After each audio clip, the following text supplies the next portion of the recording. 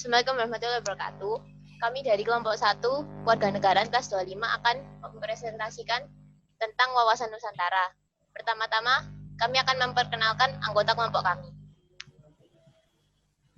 Yang pertama ada Muhammad Fauzi, NRP 071007. Ada Fairuz Armina Nur Aziza, NRP 071049. Ada Alvin Rifandika 071084.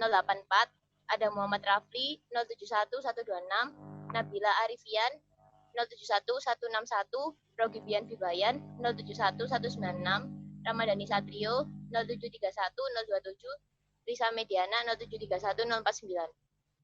Yang pertama, fokusan materi dari presentasi kali ini. Yang pertama, pengertian dan hakikat wawasan Nusantara. Kemudian wawasan Nusantara sebagai geopolitik. Kemudian landasan wawasan Nusantara. Kemudian unsur-unsur dasar wawasan Nusantara. Kemudian arah pandang wawasan Nusantara. Kemudian kedudukan, fungsi, dan tujuan wawasan Nusantara. Oke, yang pertama, pengertian dan hakikat wawasan negara.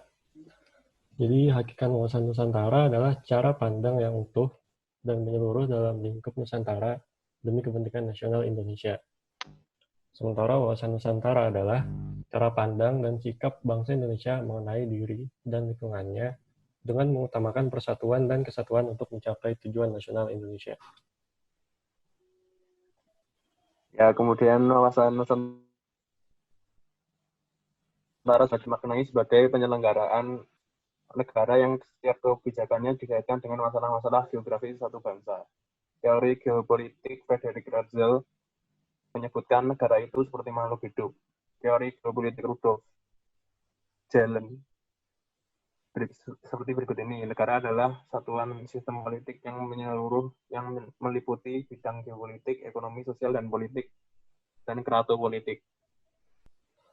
Bagi Indonesia, geopolitik adalah kebijakan dalam rangka mencapai tujuan nasional dengan memanfaatkan keuntungan letak geografis. Secara geografis, Indonesia diapit oleh 2 samudra dan 2 benua serta terletak di bawah orbit geostationary satellite orbit. Secara historis, wilayah Indonesia sebelumnya adalah wilayah bekas jajahan Belanda yang dulunya disebut Hindia Belanda. Ya, kemudian landasan yang terdiri dari landasan ideal dan landasan konstitusional. Landasan ideal sendiri merupakan Pancasila sebagai dasar negara juga termasuk mendasari keberadaan wawasan Nusantara. Pelaksanaan Pancasila dalam kehidupan bermasyarakat, berbangsa, dan bernegara. Sementara landasan konstitusional, wawasan Nusantara adalah Undang-Undang Dasar 1945, karena Undang-Undang Dasar itulah yang merupakan konstitusi dalam kehidupan bermasyarakat, berbangsa, dan bernegara. Kemudian unsur-unsur dasar wawasan Nusantara. Yang pertama ada wadah, sebagai wadah kehidupan bermasyarakat, berbangsa, dan bernegara. Kemudian ada isi, sebagai aspirasi bangsa yang berkembang di masyarakat, dan cita-cita serta tujuan nasional. Kemudian tata laku, yaitu hasil interaksi antara wadah dan isi yang terdiri dari tata laku, batiniah, dan lahiriah. Lalu arah pandang wawasan Nusantara. Ada 2, yaitu yang pertama ke dalam dan keluar. Yang ke dalam bertujuan menjalin perwujudan persatuan kesatuan segenap aspek kehidupan nasional, baik aspek alamiah maupun aspek sosial. Sedangkan yang keluar ditujukan demi terjaminnya kepentingan nasional dalam dunia yang serba berubah, dan ikut serta melaksanakan ketertiban dunia berdasarkan kemerdekaan, perdamaian abadi, keadaan sosial, serta mengembangkan suatu kerjasama dan saling hormat menghormati. Lalu yang berikutnya kedudukan, fungsi, dan tujuan. Kedudukannya sebagai wawasan Nusantara yaitu sebagai wawasan nasional bangsa Indonesia, merupakan ajaran yang diyakini kebenarannya oleh seluruh rakyat dengan tujuan agar tidak terjadi penyiasatan dan penyimpangan dalam rangka mencapai mewujudkan cita-cita dan tujuan nasional. Dengan demikian, wawasan Nusantara dijadikan landasan visional dalam menyelenggarakan kehidupan nasional.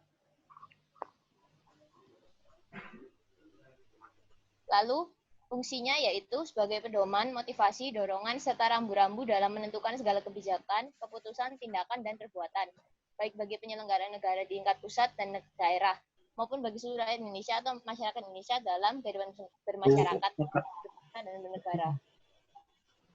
Lalu fungsi wawasan Nusantara dalam negara itu bisa dirinci menjadi 4. Yang pertama itu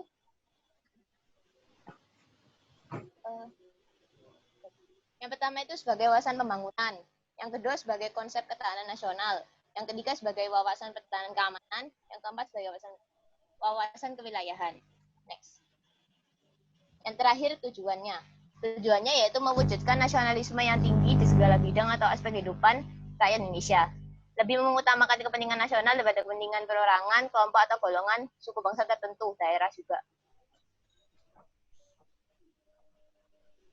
Lalu tujuan wawasan Nusantara bisa dibedakan menjadi dua, yaitu tindakan dan perilaku atau mengutamakan kepentingan nasional daripada kepentingan pribadi. Next. Terima kasih. Demikian presentasi dari kami. Wassalamualaikum warahmatullahi wabarakatuh. Mohon maaf bila ada kekurangan.